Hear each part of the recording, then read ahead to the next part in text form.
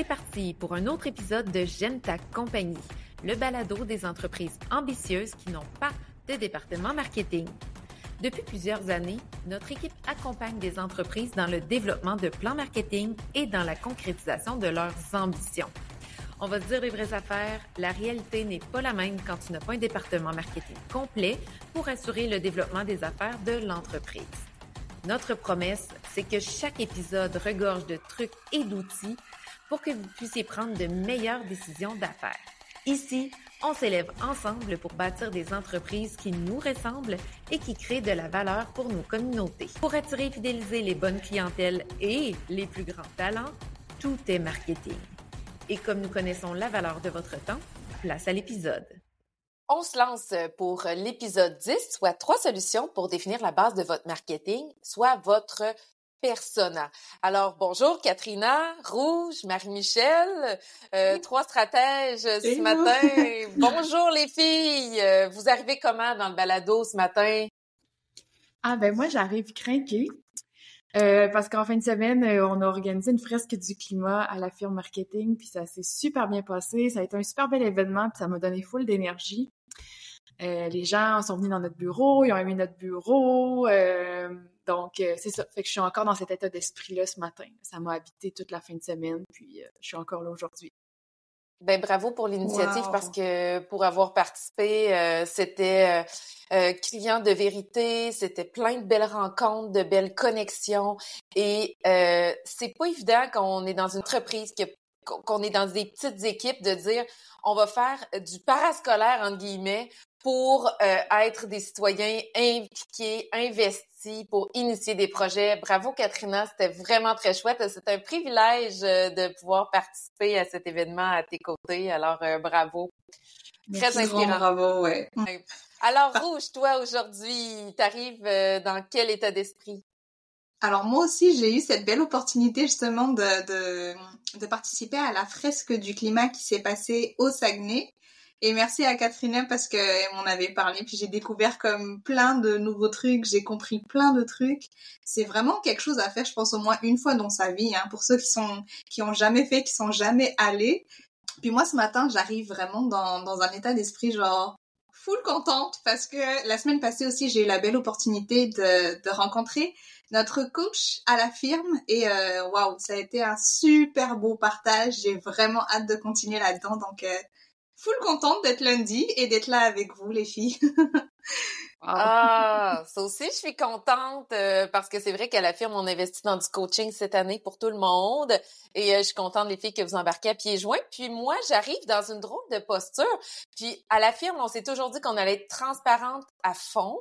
Et moi, oui, je suis excitée. Les filles commencent le coaching, la fresque, ça m'a nourrie. Mais en fin de semaine, je me suis rendu compte que moi, j'ai des patterns qui sont défavorables à ma personne. Et souvent, ce que je fais quand je ressens une émotion négative, je vais la refouler au lieu de la vivre.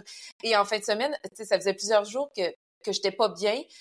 Puis j'ai compris que il s'est passé quelque chose dans ma vie personnelle. Vous savez, j'élève une petite fille à besoins particuliers, déficience intellectuelle, syndrome, beaucoup de rendez-vous, beaucoup de bonnes nouvelles, de moins bonnes nouvelles. Puis des fois, il y a des moins bonnes nouvelles ou des réunions très difficiles qui me font de la peine. Mais je la vis pas, la peine, parce que tout de suite après, je sors, j'entre dans un autre meeting, j'ai des priorités et je rembarque dans la productivité. Puis là, j'étais tellement pas bien. Puis en fin de semaine, je suis partie à l'épicerie à pied. Puis tout d'un coup, je suis partie à pleurer en marchant. Je sais pas de quoi j'avais l'air. En tout cas, je salue les voisins de Rimouski, mais j'ai eu de la peine d'une rencontre, de choses qui ont été dites, de la façon dont ça a été dit. Puis je tenais à le partager parce qu'après, je me sentais tellement bien, tellement mieux. L'émotion est sortie, puis j'essaie de plus en plus à apprendre ça, moi, personnellement, de connecter avec ce que je ressens pour pouvoir, oui, continuer à après bâtir, puis développer, puis être de bonne humeur. Mais avant, mes stratégies, c'était de refouler, de ne rien vivre jusqu'à ce que ça crie très fort. Puis là, après, j'étais tellement mieux En tout cas, je disais à mon chum, mon Dieu, c'est chouette de prendre le temps de se connecter parce qu'après, on se connecte au beau aussi. Alors, ben moi, c'est ça que je voulais nommer. J'ai eu un beau week-end, mais en même temps, j'ai eu beaucoup de peine en fin de semaine.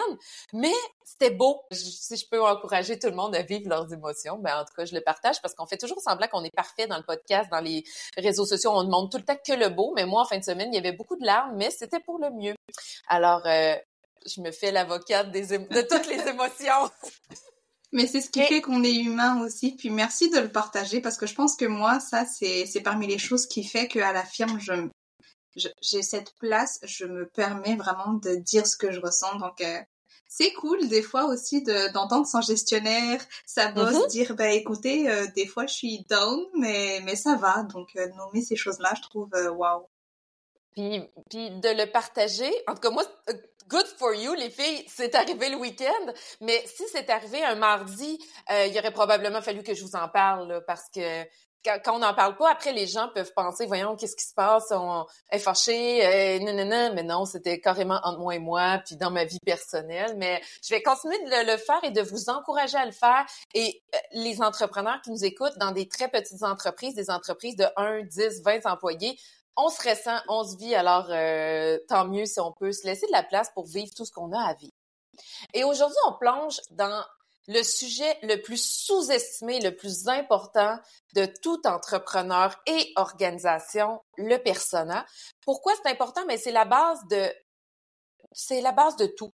Quand on dit qu'on bâtit un parcours client qui est fluide pour attirer et fidéliser les bonnes personnes, attirer et fidéliser les bons employés, attirer et fidéliser les bons gestionnaires dans votre organisation, les bons administrateurs de votre OBNL, ben on part du persona, OK? Et si vous n'avez pas écouté l'épisode 8, je vous invite à le faire tout de suite avant cet épisode-ci parce que c'est là où on explique très, très, très en hauteur le concept du parcours client. Et donc, vous allez comprendre à quel moment s'inscrit le persona et à quoi ça sert. Mais aujourd'hui, on se concentre vraiment sur le persona. Je pensais vous parler un petit peu là, de mon expérience. Ma première entreprise, moi, Tarmac, que j'ai fermée pour m'associer avec d'autres collègues dans la firme marketing. Et c'est drôle parce que j'ai jamais vraiment réussi avec Tarmac. J'ai appris le rôle d'entrepreneur, mais j'ai pas réussi financièrement. J'ai pas réussi à développer l'entreprise puis à prendre beaucoup de place. Puis pourquoi? C'est parce que j'avais pas clarifié mon persona. Puis ça, c'est un grand apprentissage. Tu sais, au jour 1 à la firme, on savait où on s'en allait. Puis on s'est permis de se mettre à jour. À l'époque, j'avais peur de manquer de quelque chose. Le fameux FOMO, le Fear of Missing Out. On veut vendre à tout le monde. On veut faire rentrer toutes les pièces. Puis on se connaît pas tant aussi quand on se lance en affaires. Qu'est-ce qu'on veut vraiment faire? Avec qui on veut travailler, collaborer. Et donc, on se laisse de l'espace pour apprendre, mais il faut toujours garder en tête qu'on veut clarifier c'est qui le persona, puis on veut que ça soit facile de répondre à la question. Comme nous, on se le fait poser à la firme. Les filles, c'est qui votre persona? C'est qui votre client idéal? Qui vous voulez chercher à attirer, fidéliser? Et maintenant, je pense que toutes les trois, on a une bonne réponse très claire à ceci. Alors, les filles, si on commence par la base, c'est quoi un fameux persona? Quelqu'un qu'on met dans une boîte. Plein de préjugés, plein de stéréotypes. C'est la place où on se permet ça. Oh, ben souvent, quand je présente des personas à nos clients, dans le contexte d'un mandat, je dis là, on met des gens dans des boîtes, mais c'est la seule fois dans ma vie où je fais ça. Tu sais, c'est le seul moment dans ma vie où je me permets de mettre des gens dans des boîtes parce que on dresse un portrait conceptuel d'une personne qu'on nomme. On nomme un nom, une femme, un homme ou peut-être quelqu'un aussi qui s'identifie à aucun genre, là, selon la personne, l'entreprise pour laquelle on travaille, puis on donne des caractéristiques, puis on donne vraiment l'impression là, de réunir les gens sous un seul et même portrait type. Là.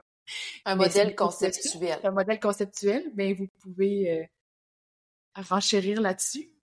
Ce que je rajouterais par rapport à ce que Katrina a dit, puis il faut le dire quand même que je pense que à la firme, c'est vraiment un point qui est ressorti et qui est très très très important, qui est comme la base vraiment de nos piliers marketing. Mais moi, je pense que par définition, je dirais c'est que c'est une représentation détaillée en fait de notre client idéal.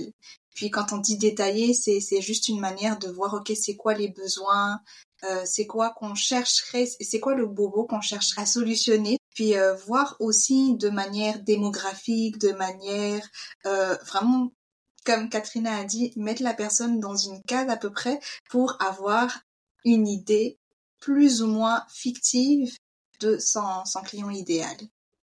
J'aime ce que tu dis, Rouge, parce qu'il y a une clé là-dedans. Tu sais, si le persona n'avait qu'une seule ligne, la ligne, ça serait c'est quoi la problématique que la personne vit que nous, on va solutionner à travers notre offre de produits ou services. Ça, c'est l'élément le plus important parce que trop souvent, moi, je voyais ça des personnages. Oui, moi, mon personnage, c'est Joséphine Laval, mère de 2 enfants, très occupée, manque de temps. Mais ça avait absolument aucun lien avec l'offre de services ou de produits de l'entreprise. Alors, quelle problématique on solutionne? Puis, qu'est-ce qu'on peut observer, les filles, quand vous rentrez dans un dossier client? Là, vous dites, OK, là, dans ce dossier-là, c'est clairement le persona qu'il faut commencer à clarifier en premier. C'est quoi les signes qui peuvent nous dire, nous, entrepreneurs, gestionnaires, que notre persona n'est pas assez clair? Ben, quand on s'éparpille puis qu'on manque d'énergie, donc parfois on va, comme entrepreneur, tu l'as nommé pour Tarma, en fait, c'est qu'on veut pas manquer aucune occasion, on veut tout faire. Puis c'est là où finalement on fait tout et on ne fait rien à la fois parce qu'on a de la misère à concentrer notre offre de service. Puis là, ben, ça empiète un peu sur les produits, puis sur le positionnement, mais le persona, c'est la base de tout, là. Tu sais, c'est les fondations de la maison. Mais j'ai en tête, entre autres, une cliente que, quand elle est arrivée ici, elle a vraiment resserré son offre de service en se concentrant sur un persona très, très, très précis, dans un domaine très précis. Puis, elle s'est mise, je pense, à mieux s'accomplir, à se sentir encore plus heureuse dans son travail parce qu'elle faisait vraiment ce qu'elle aime dans un domaine très précis, plutôt que de s'éparpiller à gauche, à droite. Oui, donc à Noël, je donnais l'exemple à de la famille à qui j'essayais d'expliquer ce que je faisais dans la vie. Prenons l'exemple d'une femme de ménage qui peut faire des ménages à la fois dans une résidence privée. Elle pourrait aussi décider de se concentrer sur les personnes âgées qui ont non seulement besoin de ménage, mais qui ont besoin aussi d'accompagnement à domicile pour faire les courses, des choses comme ça. On peut faire du ménage dans des entreprises privées aussi. Mais dans les 3 cas, c'est pas le même persona. C'est pas la même personne à qui on va parler. Donc, si on décide de faire les 3, ben ça va être difficile, là, surtout dans un contexte de petites entreprises, de couvrir les 3, d'avoir des messages qui couvrent les 3, des actions marketing qui couvrent les 3. Donc, en décidant de se concentrer sur un seul persona, bien là, on vient de concentrer son énergie puis de s'assurer qu'on va être le meilleur possible pour ce persona-là. Pour enchaîner là-dessus, je parlerai de mon expérience par rapport à ma salle de sport qui était à Madagascar. C'est que moi, je voyais en fait que mon persona était, en tout cas les signes qui montraient que mon persona n'était pas clair, c'est que lorsque je sortais une offre, j'avais l'impression que tous les clients étaient insatisfaits de cette offre-là. Mais l'insatisfaction, elle se montrait plus par le fait que le client disait « Oh, c'est pas pour nous. Oh, c'est trop difficile. Oh, machin. » Puis en fait, l'offre que je sortais, elle ne convenait au final à personne. Donc je pense que ça peut être un signe que lorsque nos clients sont insatisfaits, quelque part, c'est qu'il y a quelque chose qui marche pas. Il y a un décalage entre l'offre et la demande parce qu'on n'a pas pris le temps de s'intéresser à la demande, à la problématique. C'est cute parce que moi, des fois, j'observe aussi dans notre pratique que certains clients me disent « Ah, ben mon équipe de travail, là, tel genre de client, là, ça les draine, ça les démotive, ça ne leur donne plus le goût de rentrer travailler, tandis que tel genre de client, tel genre de partenaire, ben ça, c'est des gens avec qui ils ont le goût de travailler, des relations d'affaires qui leur donnent de l'énergie. Alors, quand on clarifie le persona, aussi en impliquant l'équipe, oui, on arrive à créer des offres qui vont résonner auprès de notre clientèle, puis aussi attirer les bonnes personnes, les bons clients idéaux, les bons collègues idéaux, de sorte à ce que la magie prenne, la sauce prenne finalement. Et pourquoi c'est important en business de faire ça, de dire aïe aïe, là, je vais mettre du temps, de l'argent et de l'énergie sur un persona? Parce que faire le persona, le clarifier, ça va pas ramener des dollars à court terme. Ça va pas ramener les clients à court terme. C'est vraiment un travail de fond, c'est un travail de moyen terme, long terme. Pourquoi on recommande à nos clients de faire ça? Ben, je pense qu'on l'a un peu nommé là, précédemment. Rouge, son exemple était excellent. Tu sais, sa clientèle était insatisfaite. Donc, comment on fait finalement pour qu'est-ce que ça rapporte? Ben, on s'assure de poser les bonnes actions ensuite pour que nos clients soient satisfaits. Puis, ça a un bénéfice pour nous aussi comme employés ou comme entrepreneurs parce qu'on va mettre nos énergies sur les bonnes personnes. Donc, probablement qu'on va avoir à mettre moins d'énergie aussi. J'écoute Katrina parler, puis ça me fait penser peut-être que dans la vraie vie, quand on recherche le partenaire idéal, on peut pas se aller dans tous les sens, mais il faut vraiment se focaliser, dire ok, c'est ça que je veux dans ma vie. Puis de cette manière-là, justement, j'arrive à être focus, à diriger mon énergie vers quelque chose que je veux vraiment. Puis après, c'est sûr, c'est vice-versa, quoi. Dans un contexte d'entreprise pour laquelle on n'a pas de département marketing, faire le bon choix de plateforme sur lesquelles on va être, de nous assurer d'écrémer au plus simple appareil où on va aller retrouver nos clients idéaux, où est-ce qu'on va développer des relations avec eux, effectivement que c'est très puissant. On commence par quoi?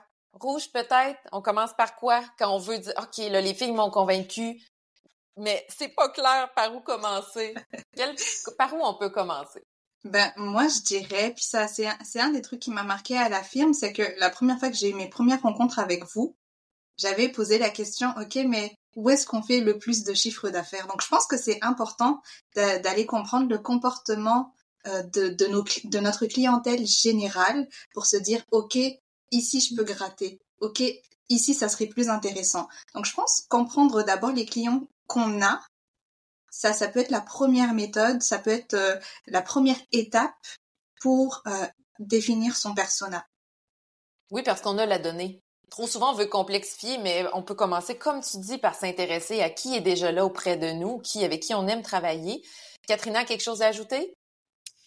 Ben, là, on a l'aspect donné, donc quantitatif, mais aussi se poser l'aspect plus qualitatif, de s'asseoir là, avec un café, de demander si je pouvais justement là, dessiner mon client idéal, la personne avec qui je voudrais vraiment travailler, là, ce serait qui? C'est qui qui me fait du bien en dedans, là, qui me permet de me sentir accomplie comme entrepreneur, comme gestionnaire, puis poser la question aussi à l'équipe. Puis ensuite de voir comment c'est compatible avec ce qu'on offre dans l'entreprise, tout ça, puis peut-être d'adapter éventuellement. Là, on parle des prochains piliers, des autres étapes, mais je pense que ça peut être ça, c'est de faire un peu d'introspection. Qu'est-ce qui me remplit comme entrepreneur dans mon travail, avec qui j'aime travailler, là? Quelles relations d'affaires sont nourrissantes? Excellent point. Puis trop souvent, je reviens à mon tarmac du départ, là, quand on a peur de manquer de quelque chose, c'est la dernière question qu'on se pose, hein? Qu'est-ce qui me nourrit comme relation d'affaires? Alors que quand on commence par ça ramène pas des ventes tout de suite, mais à moyen, long terme, l'entrepreneuriat, la gestion, c'est un marathon. C'est pas un sprint. Et donc, faut s'assurer de se nourrir. J'ajouterais à ça, Marie-Michel, parce que là, tu sais, on dit aux gens de se concentrer, de devenir très spécifique, d'avoir un ou deux personas. Tu l'as nommé un peu au début, mais ce que je dis souvent aussi à nos clients, c'est que parce que le persona, il t'aide à parler. Dans le sens que, à un moment donné, tu fais une publication sur les réseaux sociaux, tu imagines ton persona, disons qu'elle s'appelle Karine, tu penses à Karine, t'écris la publication. Mais ça n'empêchera pas que tu vas peut-être parler à un Sylvain ou à une Janine aussi à côté, mais toi, tu veux d'abord parler à Karine. Donc, faut pas avoir peur de se restreindre. Au contraire, c'est que ton message va être encore plus clair, plus précis, plus en phase avec le besoin de Karine. Mais peut-être que Sylvain a le même besoin que Karine finalement, puis il va venir vers toi quand même. Tout à fait. Puis ça m'amène justement à une question. Quand on sent de la résistance auprès de nos clients, là, hein, des fois ça arrive, hein, on fait des recommandations, puis ça coince. Un des premiers réflexes, c'est de dire est-ce que je me fais un persona, des personas? Qu'est-ce qu'on répond à ça? En tout cas, de par ce que j'ai vu dans la plupart de ce qu'on fait nous à la firme, c'est que c'est quand même important d'avoir 1, 2, 3 gros maximum comme persona parce que effectivement, ça nous bouffe de l'énergie, donc ça nous permet de mettre en place des actions qui pourront avoir des résultats à court terme, à moyen terme, puis à long terme. Puis je dirais aussi que ça peut aussi dépendre soit de l'offre, c'est-à-dire que ce soit un produit ou un service, parce que c'est sûr que l'offre d'un hôtel 5 étoiles ne sera jamais la même que d'une simple auberge touristique. Comme l'hôtel, lui, il va vraiment être focus dans une niche, dans une clientèle précise, tandis que l'auberge sera quand même plus accessible au grand public. Par exemple, au Québec, si je prends l'exemple des hôtels Germain, OK? Si ceux qui ont voyagé au Québec, qui ont fait l'expérience de différents hôtels du groupe Germain, ça peut valoir le coup d'aller voir sur le site web. L'exemple des hôtels est extraordinaire parce que eux, ce qu'ils ont fait, ils ont créé, par exemple, les services de Alt Hotel. C'est une sous-marque des hôtels Germain. Et puis, Alt Hotel, ils ont écrémé au plus simple appareil l'hôtel boutique chic, mais avec moins de services pour que ce soit plus accessible.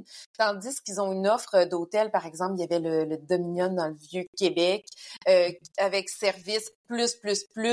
Les gens ouvrent ton peignoir sur ton lit, ils viennent changer l'éclairage en soirée, là, pour avoir fait l'expérience dans le cadre de mon ancien travail, là. J'avais appelé mon collègue Mick, Mimi, il va se reconnaître, mais je pense pas qu'il écoute le podcast, mais je l'avais appelé en disant « Mon Dieu, il y a quelqu'un dans ma chambre, parce que ils avaient tout replacé, j'avais de l'eau à côté de mon lit. Et oui, c'était plus cher, mais en connaissant très bien leurs différents personnages, ils avaient créé une offre qui était destinée à chacun d'entre eux. Et est-ce que ça peut être trop dangereux maintenant si on se dit, OK, on va être très spécifique de 1 à 3 personnages, surtout quand on commence, hein, parce qu'on veut pas s'éparpiller, on l'a dit plusieurs fois. Est-ce que c'est trop dangereux d'être précis, spécifique? Est-ce que ça va nous faire rater des opportunités? Ben, je pense pas pour la raison que j'ai dit tout à l'heure, là. Donc, au contraire, je pense qu'on va s'en créer parce qu'on va on va avoir suite à ça, on va décliner une offre encore plus claire. Donc, les gens vont mieux comprendre ce qu'on offre. Les gens qui sont véritablement ciblés par notre offre vont mieux comprendre ce qu'on fait. Donc, je pense que c'est totalement le contraire, en fait. Ça va nous ouvrir encore plus de portes, mais des portes très précises pour ce qu'on veut véritablement faire, plutôt que de s'éparpiller avec des portes aux 4 coins, là. On l'a vu dans plusieurs dossiers, ça, quand on a challengé les gens pour se nicher, se positionner, faire des choix de personas plus précis et éventuellement tout le reste du parcours client s'adapte à des personnes plus précises. Donc, le parcours est plus précis. Mais dans tous les cas, on a vu une augmentation des résultats, plus d'argent qui rentre, plus des vrais bons clients qu'on veut attirer qui arrivent, plus de fidélisation parce que c'est moins forcé. On a attiré les bonnes personnes du départ. Il y a moins eu d'insatisfaction ou de décalage entre les besoins et le service produit. Donc, excellent. Si on passait les filles maintenant, OK, là, tout le monde est convaincu, on va s'asseoir, papier, crayon.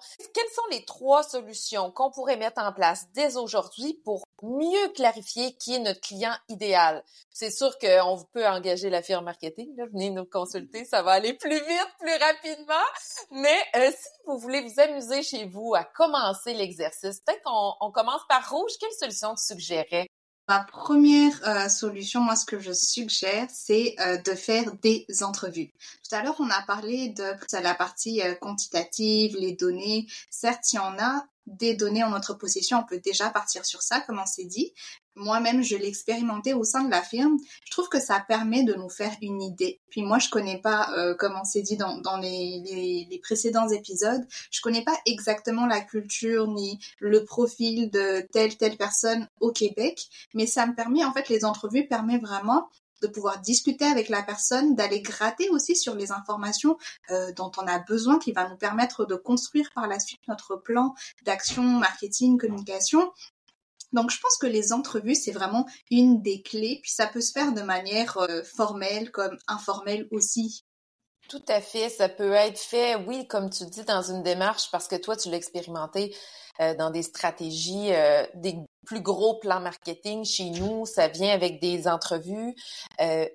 Tu l'as fait de façon spontanée en début de mandat pour qu'on s'approprie un dossier, mais une entreprise pourrait se dire toutes les semaines, je parle à minimalement une personne qui est cliente depuis longtemps chez nous ou qui a quitté pour aller vers la concurrence. Je prends le temps de lâcher un coup de fil pour voir qu'est-ce qui s'est passé et pour bien comprendre en quoi mon service ou mes produits ne répondaient plus aux besoins de cette personne-là. Tout à fait. Excellent, Rouge. Puis c'est sous-estimé. Ça devrait être fait en continu par toute personne qui n'a pas de département marketing parce que pour avoir travaillé en grande entreprise, il y a des gens, il y a des équipes de recherche qui nous donnent des rapports, qui font ce travail-là pour nous. On peut investir quand on a beaucoup d'argent dans des focus groups. Puis là, il y a des entreprises de recherche qui font ça pour nous. Puis là, on est gâtés. Mais si on n'a pas tout ça, il faut s'assurer de se responsabiliser, de faire tout ça nous-mêmes pour se nourrir en données plutôt qualitatives au fur et à mesure où on évolue, on développe des produits et services.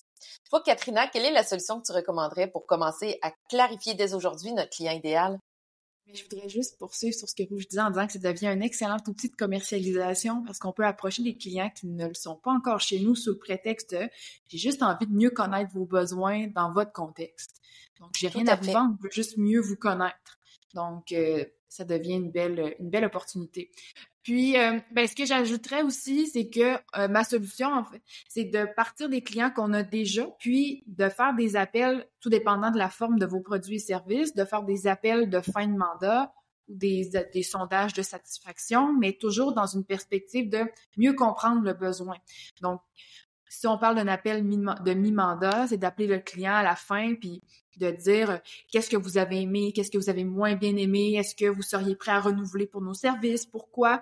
Donc, ça permet au client de se confier et nous, ça nous permet de comprendre qu'est-ce qu'il a aimé, qu'est-ce qu'il n'a pas aimé et donc de toujours venir peaufiner notre parcours client. Et si on a une entreprise peut-être en B2C, là, donc on s'adresse à une clientèle grand public, bien là, ça peut être davantage des sondages de satisfaction, mais s'assurer de ne pas être dans des questions oui et non. Il faut vraiment laisser des questions ouvertes le plus possible, quitte à décider de prendre une liste de clients qui vous sont très fidèles, puis de les appeler de temps en temps, de se dire, ben moi, je prends 5 clients par mois, je les appelle, je fais des suivis, qu'est-ce que vous aimez pour venir chez nous, qu'est-ce que vous aimez pas, puis toujours dans le présenter dans une perspective d'amélioration continue, puis les clients adorent ça habituellement. J'adore parce que tu coches plein de cases en même temps. Tu sais, tu peux améliorer ton offre de produits ou services, tu peux fidéliser ton monde. C'est un peu comme se brosser les dents. Là, la solution que tu proposes, c'est quelque chose qu'on fait et qu'on refait sans se poser de questions. Ça peut être intéressant aussi pour des entrepreneurs qui, tranquillement, pas vite, quand l'équipe grandit, l'entrepreneur peut être loin de sa clientèle parce qu'il y a une équipe avec lui qui travaille directement avec les clients et donc l'entrepreneur peut avoir une certaine distance entre lui et ses clients idéaux. Ben, prendre le téléphone comme ça peut le garder plutôt ancré dans la réalité terrain de qu'est-ce qui se passe dans sa business. Donc, excellente solution. Troisième solution que j'ai à proposer, souvent, le client idéal, c'est un client qui nous donne de l'énergie, qui nous rapporte de l'argent, puis avec qui c'est fluide sur le plan de la gestion du temps. Donc, je vous inviterai à sortir la liste de vos clients actuels là, de la dernière année ou des 2 dernières années dans un tableau et de vous faire 6 colonnes. OK? Donc, vous faites 6 colonnes. Suivez-moi, là. Je vais vous nommer. Donc, première colonne, des clients qui rapportent de l'argent. Deuxième colonne, des clients qui nous coûtent cher. OK? Des clients qu'on n'a pas l'impression que le dossier est rentable. Des clients qui nous donnent de l'énergie. Colonne numéro 3. Client numéro 4, des clients qui drainent notre énergie. Colonne numéro 5, des clients avec tout semble fluide sur le plan du temps. Ça coule comme un beau petit ruisseau en été, là, une belle journée ensoleillée. La colonne numéro 6, les clients chronophages, les clients qui demandent beaucoup de temps, qui semblent souvent insatisfaits du temps que vous leur accordez, qu'on voit clairement que ça accroche. Et donc, vous avez vos 6 colonnes. Puis pour chaque client, allez cocher. Est-ce que c'est un client qui rapporte de l'argent ou qui coûte de l'argent? Est-ce que c'est un client qui rapporte de l'énergie ou qui draine l'énergie de l'équipe? Et finalement, est-ce que c'est un client avec qui c'est fluide sur le plan du temps ou est-ce que c'est un client chronophage? Et à la fin, faites ressortir les noms des clients qui rapportent de l'argent, qui vous donnent de l'énergie, puis avec qui la gestion du temps est fluide, avec qui ça coule, comme mon image de petit ruisseau. Et puis là, ben c'est là où vous pouvez, avec ces noms-là que vous avez ressortis, lister qu'est-ce que ces gens-là ont en commun sur le plan des besoins, des problématiques, les points de contact pour les rejoindre, la personnalité, les champs d'intérêt. Et là, vous allez vraiment là, toucher à quelque chose. Puis parfois, chez certains clients, c'était plus complexe. Ça nous est arrivé dans notre pratique de dire, ben partons de ceux qui coûtent cher, qui vous drainent votre énergie, puis qui sont chronophages.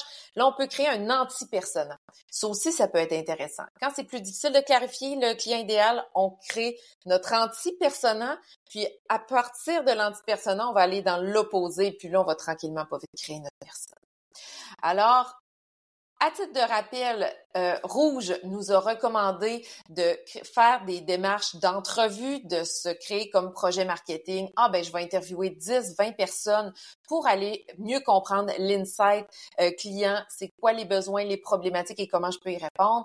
Katrina nous suggère de faire des appels de mi-mandat, de fin de mandat ou d'automatiser, par exemple, en e-commerce, des sondages de satisfaction pour mieux mesurer comment ça se passe, l'expérience client, comment on peut mieux fidéliser notre monde.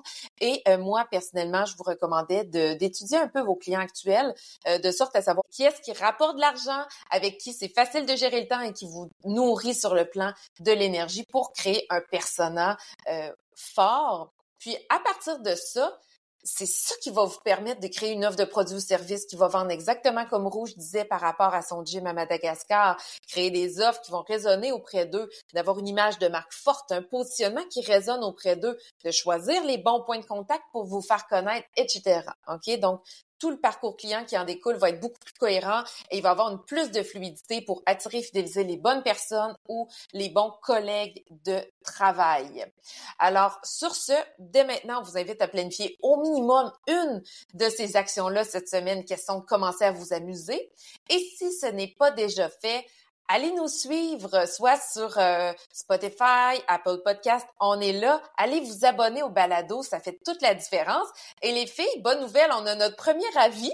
On a eu un premier 5 étoiles pour le podcast. Merci à cette personne, on n'arrive pas à voir qui a écrit un 5 étoiles. On a Martin aussi qui nous a écrit de superbes mots sur notre page Facebook qui a dit qu'on avait des points de vue rafraîchissants. Et on a Geneviève aussi qui a partagé en train d'écouter dans sa voiture le balado sur Instagram. Alors, on te salue Geneviève parce que c'est nourrissant. C'est nourrissant pour nous d'avoir des gens qui participent, qui partagent, qui nous tapent dans le dos. Ça nous encourage à continuer. Le podcast est gratuit. On fait ça pour vous aider à mieux bâtir votre marketing. Puis dès que vous avez les moyens, dès que les clients idéaux vont arriver, ben vous allez nous appeler et on va pouvoir bâtir ensemble votre stratégie marketing. Alors, comme tout est gratuit, ben ces petites tapes dans le dos-là sont vraiment validantes et nous encouragent à continuer. Alors, sur ce, les filles, on souhaite une belle semaine. À bientôt! J'ai adoré votre compagnie aujourd'hui. Bonne semaine!